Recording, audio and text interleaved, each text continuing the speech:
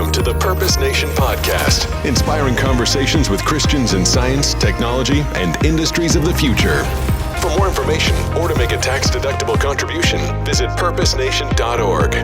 This is Brad Cooper with Purpose Nation, and today we're going to talk robots and automation and computer science and all kinds of really cool and or geeky stuff, whatever you consider it to be, but really the stuff that I get jazzed about anyway. So, robots and artificial intelligence, should we be afraid? Are they going to take over the world like we've seen in Terminator and other movies? Or conversely, are they going to save us all from death and suffering? Or is reality kind of somewhere in between?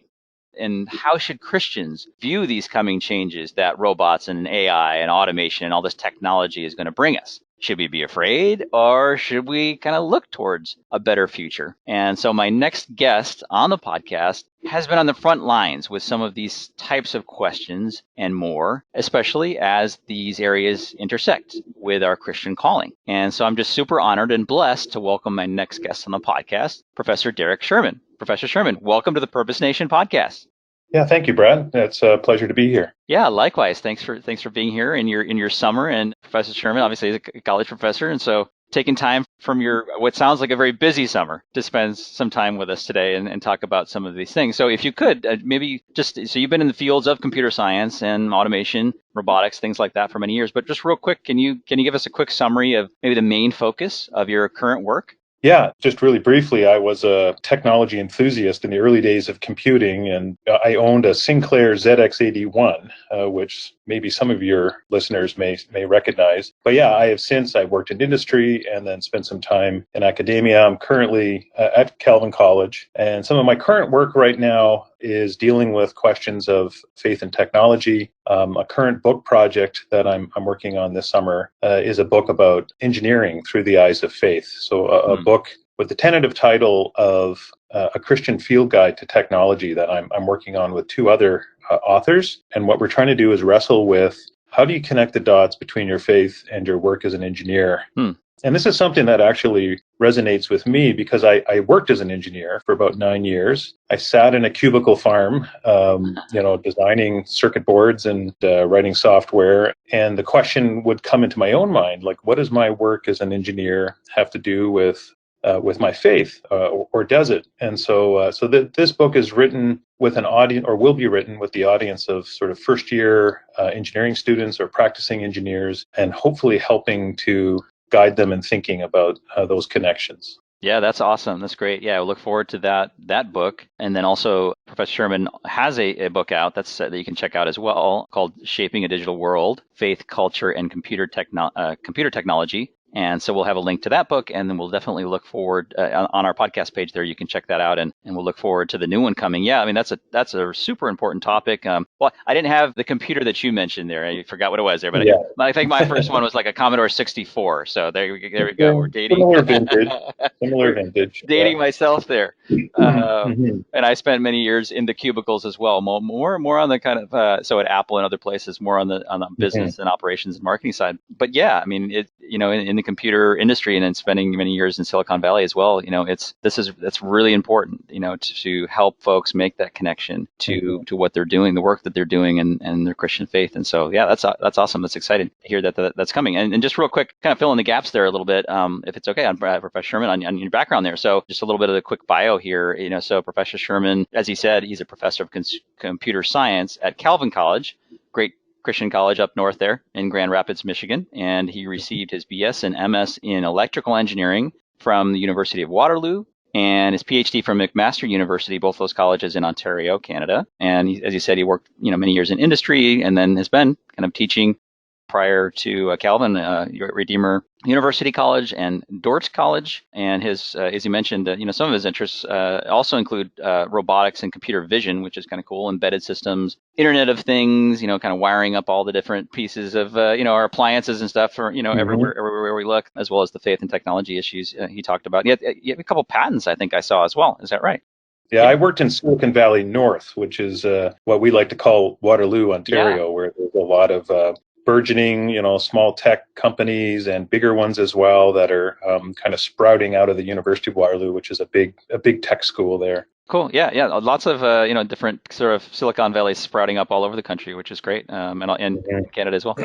And he's participated in service projects in developing countries. He's written a lot of great articles and essays on a lot of the topics we're going to talk about. So please do check out our podcast page and on our website, where we'll have some links to some of his essays that he's done. So check out those articles. A lot of great presentations. He's done a lot of presentations in front of various churches and other audiences. Also, as I understand it, enjoys biking, ham radio, electronics, obviously, digital photography. And along those lines, I happen to notice that you have a collection of road crossing signs that you've taken pictures of. Those are just awesome. Well, a little esoteric, perhaps. When our family would go on vacation, our kids are sort of young adult, college age now, but when our kids were younger, we'd go on family road trips, and that was one of the things we collected along the way. We try to safely pull over and then take a picture of different types of crossing signs. And the set of all crossing signs is quite broad, as you can well imagine. So I have a webpage where we posted dozens and dozens of these crossing signs for those who might be interested.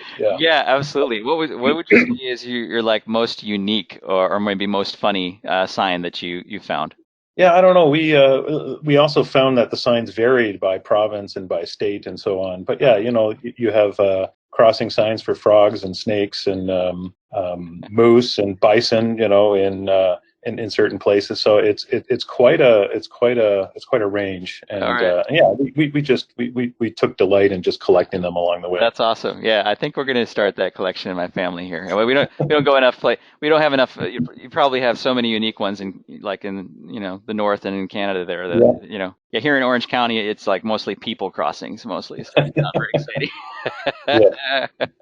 Anyway, good. Yeah, so check out. We'll have a link to the road crossing signs as well. So you've written a lot about where we're at, in our journey with technology, and you've talked about some of the extremes where we have people who are quote unquote, Luddites, maybe who fear automation and technology and robots, and then maybe on the other extreme you've got these groups like transhumanists and people who think that technology will be our savior, and things like that. So what's the reality? I mean, the average folks that you meet, Christians in particular, maybe, where's the reality in terms of where people are at in their understanding maybe of technology and maybe their acceptance of it? I mean, what's sort of your just pulse on where we're at in kind of those two different extremes that you've talked about?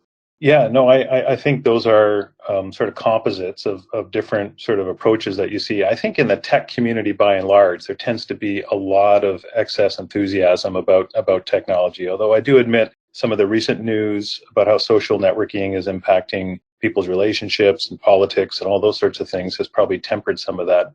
I think as Christians, when we look at any cultural artifact, we need to recognize that everything sits within the wider grand biblical narrative. And I think that's a really helpful way of looking at the world, a set of lenses to sort of see the world. And the biblical narrative is, you can summarize with the themes of creation, fall, redemption, restoration. And I think, when we look at creation, that can be really helpful for us to realize that, yes, technology is part of the latent potential in creation that God has established. It's something that he put there for us to unfold and develop. And so we ought not to shy away from it. We ought not to demonize it. But on the other hand, the biblical story also tells us about the reality of the fall and how sin distorts and can pervert, misdirect things in ways that are disobedient and can lead to consequences for individuals and societies and so on. And so we have this biblical narrative to kind of provide a set of lenses to see things that I think provides a corrective to those two extremes of either embracing technology unthinkingly or on the other extreme, shunning it. And of course, the theme of redemption points to our calling to be agents of reconciliation and renewal. 2 Corinthians 5 talks about how we're called to be agents of reconciliation, and that includes our work with culture and technology.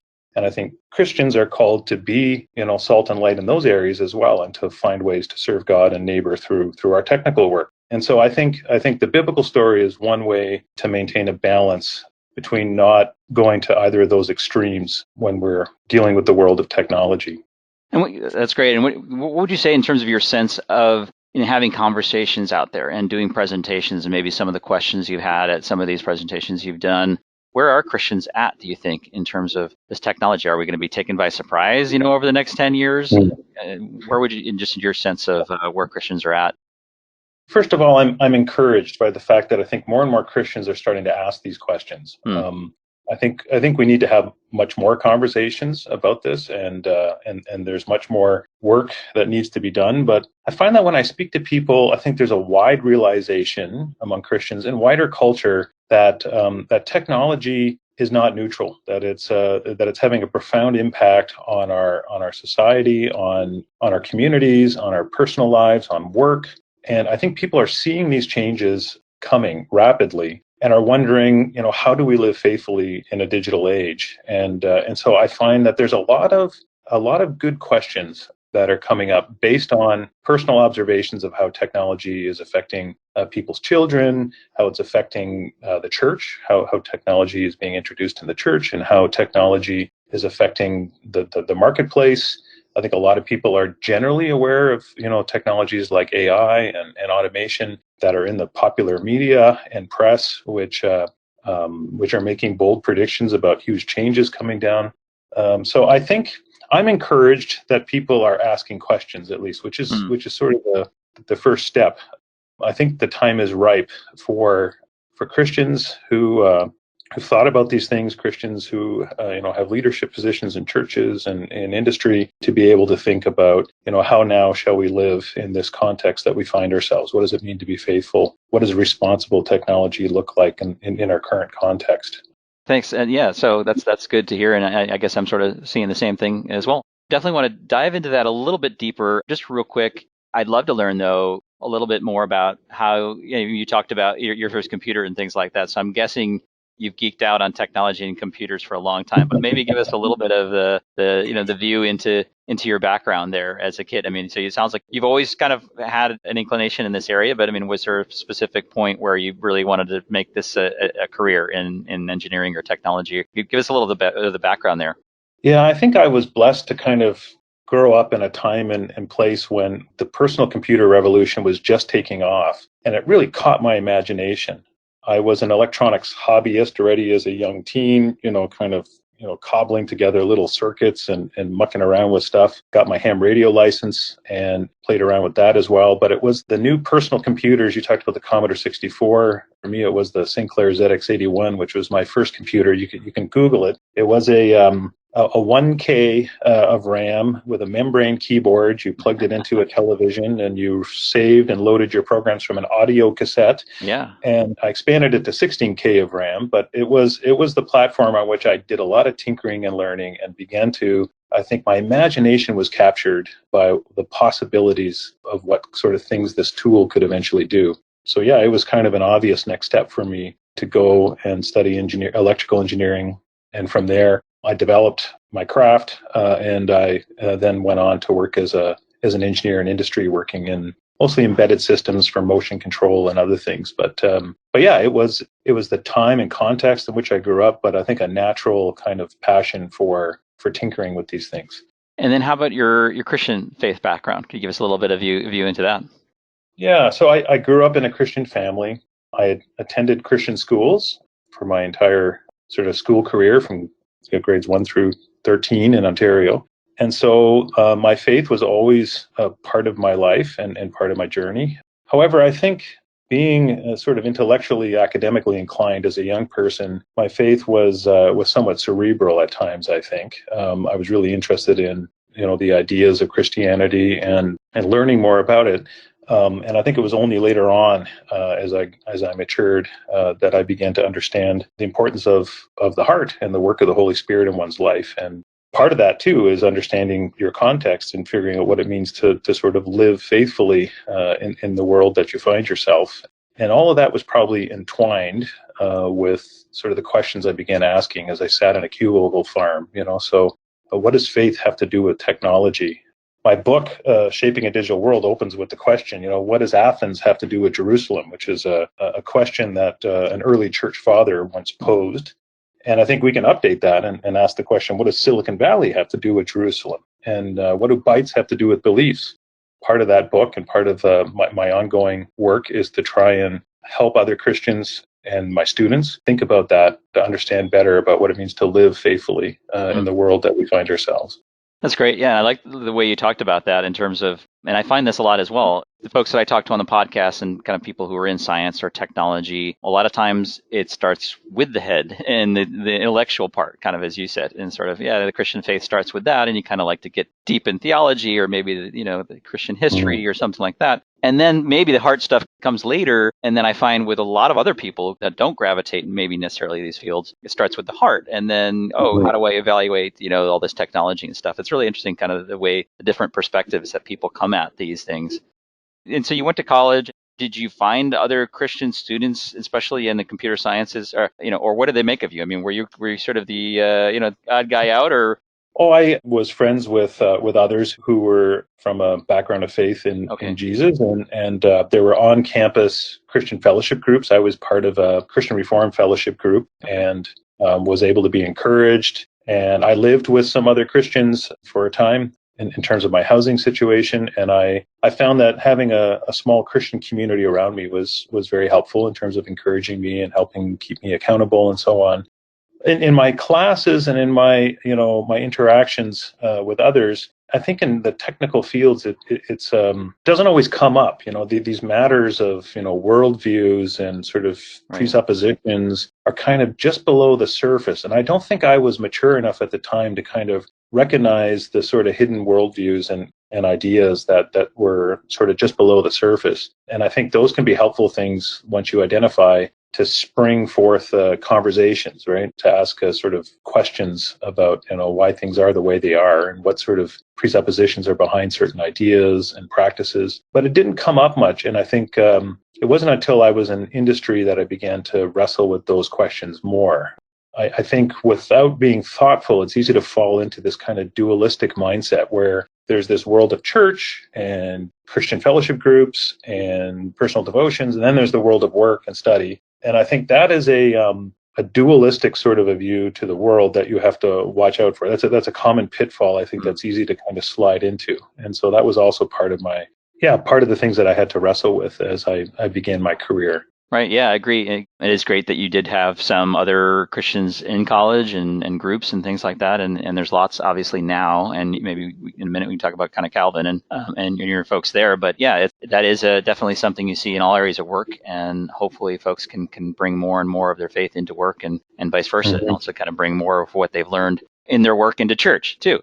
Yes. So yeah, kind of fast forwarding now a little bit back to kind of your current projects and things that you work on and things that you think about in regards to automation and deep learning and robotics. What are maybe some of the promising things that you see? Kind of start off with the benefits here of some of these technologies that are coming that are going to impact all of us in profound ways. I mean, what are some of the benefits that you see maybe in medicine or other areas that are going to be very beneficial? Yeah, no, exactly. That was one of the first examples that came to mind, was medical technologies that I think are wonderful ways to show love for our neighbor and to employ technology in ways that helps people to flourish more. I think of technologies that are being employed to help with solving problems in the environment and climate, technologies that are being employed to do work that's dull, dangerous, or dirty, robotics that are designed for anti-mining, humanitarian anti-mining, for robots that are being used for space exploration, telerobotics used in surgery. I think there's a whole wide array of possibilities in technology that can contribute to flourishing. And I think, for that reason, it's a legitimate area for Christians to be working in. It's an area that we're called to unfold, and one that has a lot of beneficial potential. That's embracing sort of the creational possibilities I was referring to earlier. God made technology, or the possibility for technology, and it's something that's good that we can unfold and that we can develop like any other area of culture. Yeah, and you've also worked in computer vision, I think, is one of the areas that you worked in. It seems like it's something we take for granted, our vision. But as I understand it, it's pretty difficult, it sounds like, to get computers to see like we do and understand what they're seeing. Where is that at right now in terms of, and I understand that as far as, self-driving cars and all the different applications of that, but, is that as hard to do as it seems like it would be, as to teach computers to see?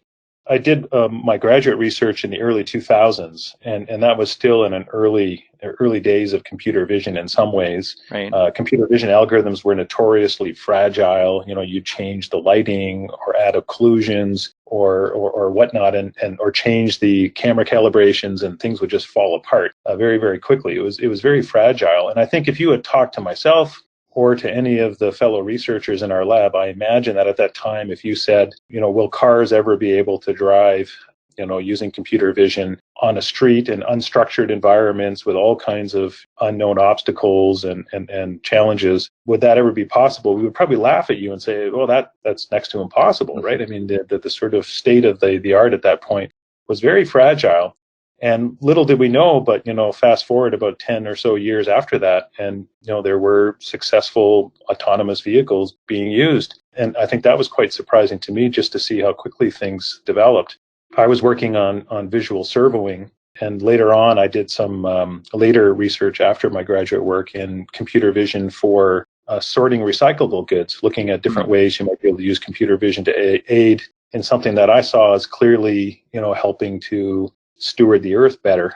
But computer vision, of course, can also be applied to things like privacy invading facial recognition, and it can be used in all kinds of other directions as well that are not so helpful. So again, you see in even the field of computer vision this idea that it can have a direction, in that it can be pointed in ways that help people and the planet to flourish more, or pointed in ways that I would say are more disobedient or more perverse in some ways. But I think some of the getting to your other question about where things are at, I'm less active in computer vision research right now due to some of my recent focus on faith and technology. But I am very impressed and delighted to see some of the progress that's happened with deep learning, and how that has really, really helped make computer vision systems far more robust and capable of classifying things over a wide range of lighting conditions and situations. That's actually quite surprising. The algorithms are performing very well. And I think this is where the whole question of AI comes in terms of, we see these wonderful possibilities and potentials and capabilities. And the question is, how do we use that in ways that are wise and responsible as we look at some of those possibilities? So deep learning, you mentioned. Tell folks a little bit about what is that, and and why has that been so revolutionary? As far as the advancements you've been talking about. I'll make it brief. The idea is to using structures called neural nets, building a computer program that can then be trained with a whole bunch of sample images or sample inputs. And they use really, really nifty algorithms that can do something called, steepest gradient descent and so on, to find ways to tune this structure so that when new inputs are put into the system, it's able to classify them with I think, quite remarkable accuracy. There's work that's ongoing, of course, when new inputs are placed in an artificial intelligence system. It's not always easy to predict how they're going to respond, and sometimes they can be fragile too. There's a bit of an art to tuning these things.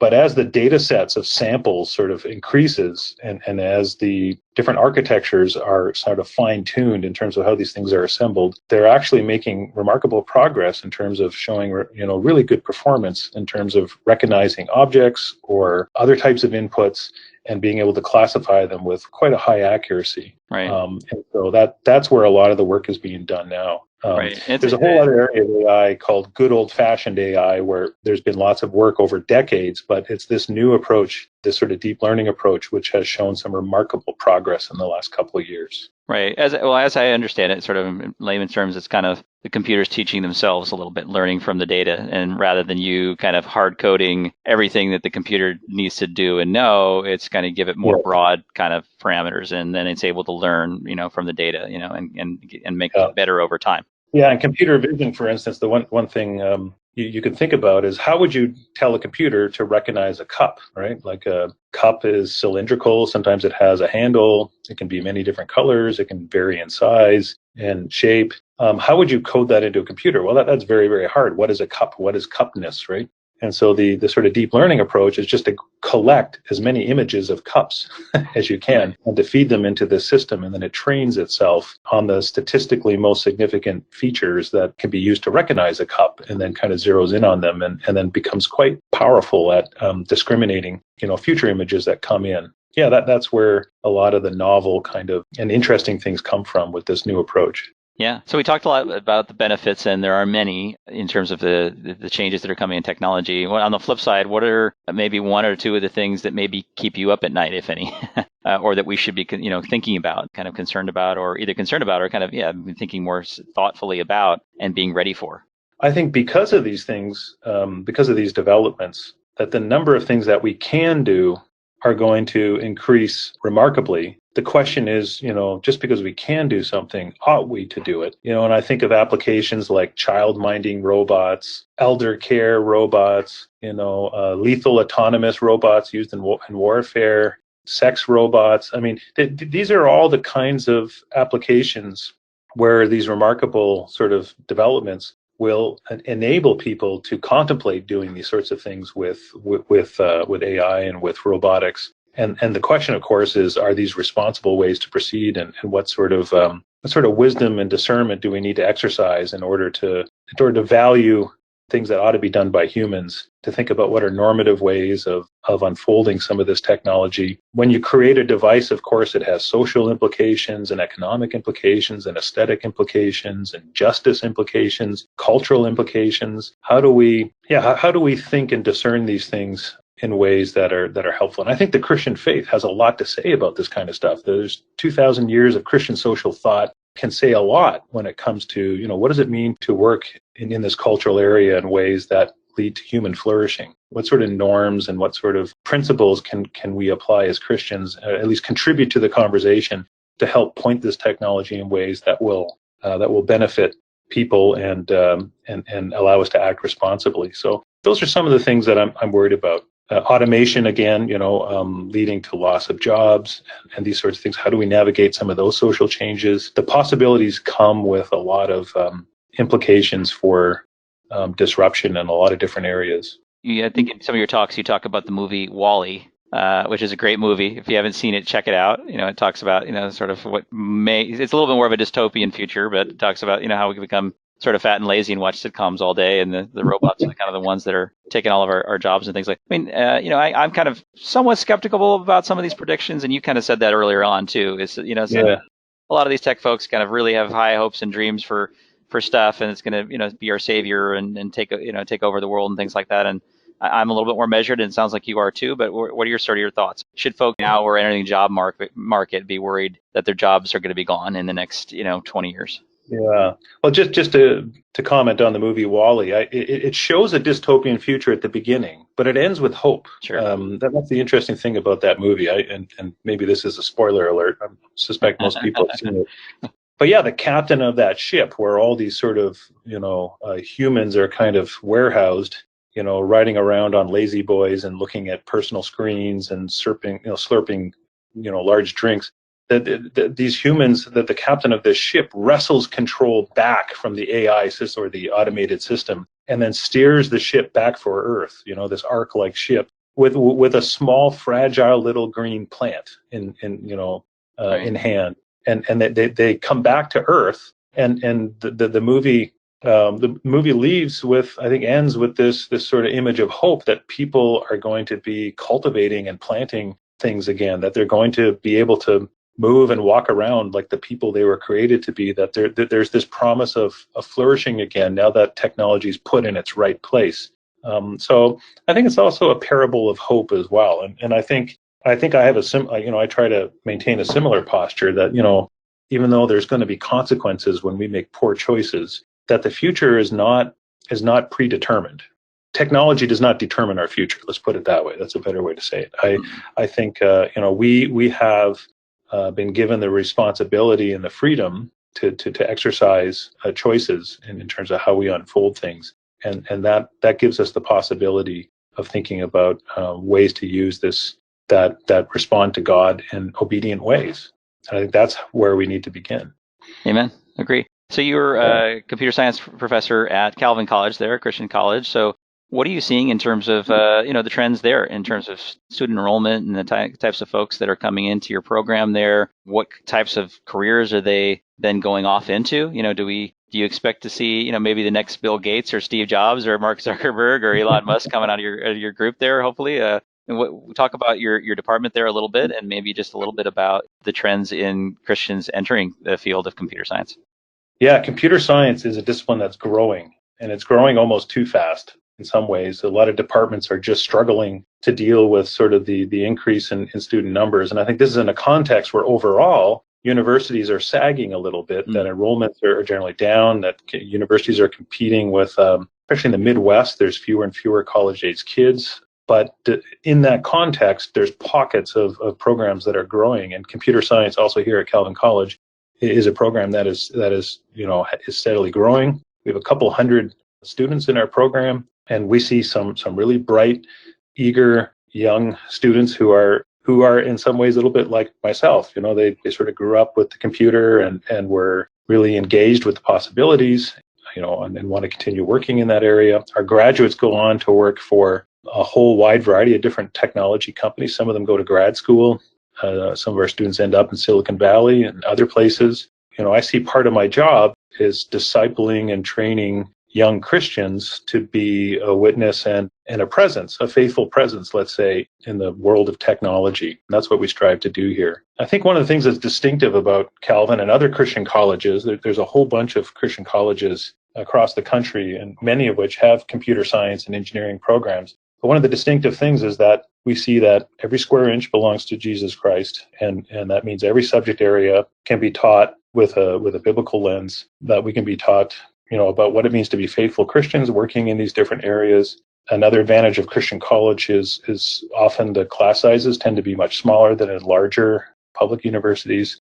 We get to know our students, and we make an effort to build relationships with them and to mentor and encourage them.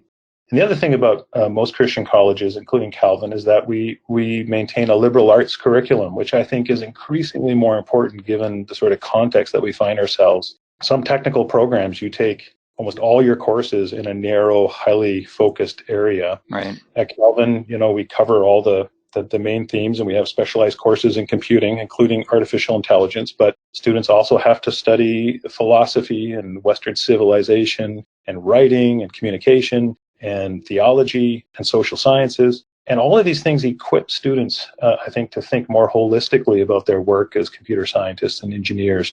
When you create a new program, it has, like I said, social implications, cultural implications, economic implications, faith implications. There's a whole wide variety of things at play when we create a cultural artifact. It's not neutral. I think one of the pitfalls when you study in a highly professionalized, highly focused program without any other courses and any other disciplines, you develop this tunnel vision, right? You see all the world in terms of bits and bytes.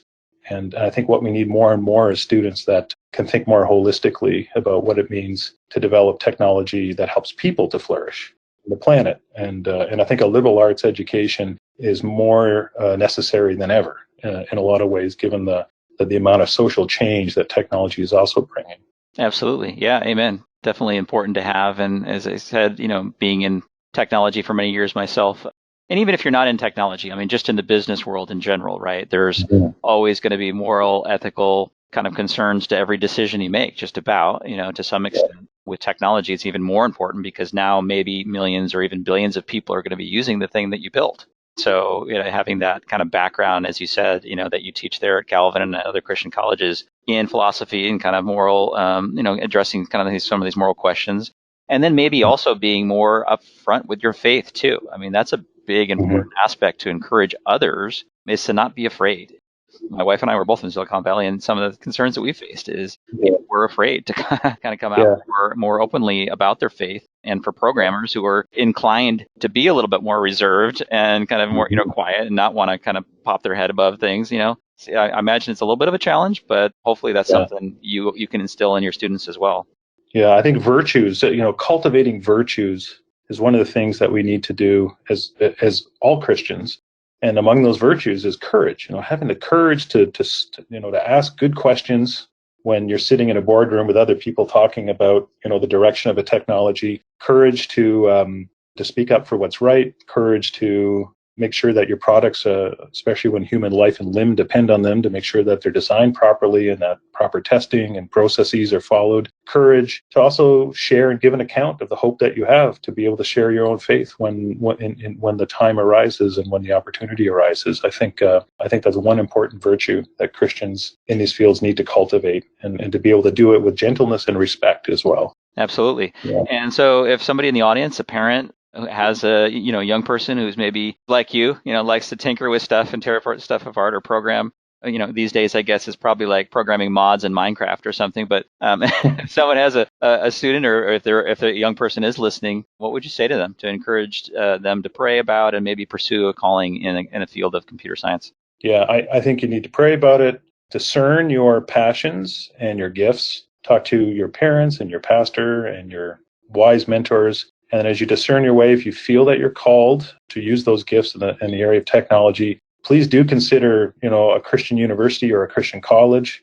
You can Google Christian college, computer science, and go and visit one nearby you or somewhere and learn about what's distinctive about studying technology in a Christian college, and how can that equip you to be able to serve more faithfully in those areas. And I think many of the Christian college programs are very good academically, but as I mentioned, there's a whole bunch of other things that you'll benefit from in a Christian college education that will be harder to find if you're in a different setting. So check out a Christian college when you're thinking about computing or engineering. I think that's something to at least check out.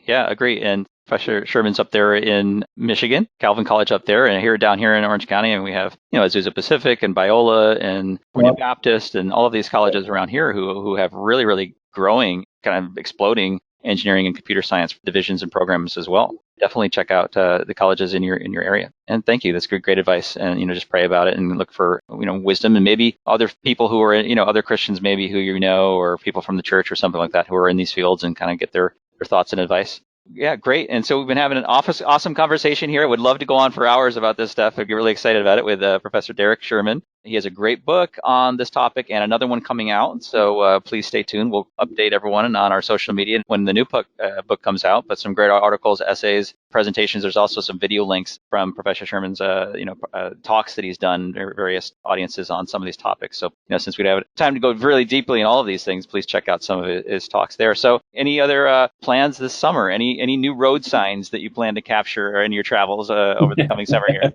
Yeah, actually, as it turns out, my wife and I are going to take a vacation out west, including the San Francisco area, and we're going to tour along the West Coast a little bit. And so that'll be part of an anniversary vacation for us. And so I'm looking forward to that. But, just to counter people's notions of what professors do in the summer, I'm also going to be, as we do, using the time for writing and for reflection and for attending some conferences. I'll be attending the American Scientific Affiliation Conference, which is at Wheaton College. And there's a Christian Engineering Conference as well that I'll be attending at Dordt University. And that's a group of Christian college professors who teach engineering. And last month, there was actually another organization, the Association of Christians in the Mathematical Sciences, had a conference, and they have a computer science group that has discussions and papers that are presented on faith and computing and mathematics. And so for your listeners who are academically inclined or who are interested in connecting with other Christians in those fields, those are some organizations to check out, among others. Yeah, definitely. And we just recently have on our website, our purposenation.org website, we've added I think it's called resources. I'll have to check now. With some of the links to some of these organizations you're talking about. Mm-hmm. And so please do check those all out as well. And it's great. Yeah, it's great to see those types of organizations focusing in on these areas. We have a lot of folks on the podcast, in physics and kind of more the physical sciences, biology and chemistry and things like that. But really, really want to encourage more of these types of organizations also in the technology area. So computer science and, like you said, in math and engineering and some of these other organizations, across all the, Christian spectrum. We have Catholic organizations as well and things like that. So blessings to you on your travels out west, up north in Northern California there and wherever you may be going. So maybe in Silicon Valley, maybe one day you'll be able to snap a photo of a robot crossing sign. Yeah, that I would love to add that to my collection. So if you spot one, please let me know. That would be a neat one to add. I guess we know the time has come when we start seeing robot crossing signs. And hopefully one equipped with a good vision system. Yeah. Yes, absolutely. Yes. Well, Professor Schuurman, thank you so much for all that you do, and may God continue to bless you in your work, and thank you so much for being on the podcast today. Yeah, thank you for inviting me. It's been a pleasure chatting with you. Likewise. God bless, and we'll talk soon. Thank you for joining the Purpose Nation podcast. For more great interviews, resources, or to make your tax-deductible contribution to support our nonprofit ministry, please visit purposenation.org. This program is copyright Purpose Nation, Inc., a 501c3 nonprofit corporation.